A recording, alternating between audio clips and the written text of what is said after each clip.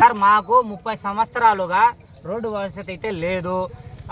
ఇక్కడ వాన పడితే అతి దుస్థితమైన పరిస్థితి, జారుకుంటా కింద పడాల్సింది. మొన్న ఒక నిండు గర్భి నేను ఒక అసమర్థ వార్డు మెంబర్గా నేనే ఒప్పుకుంటున్నాను.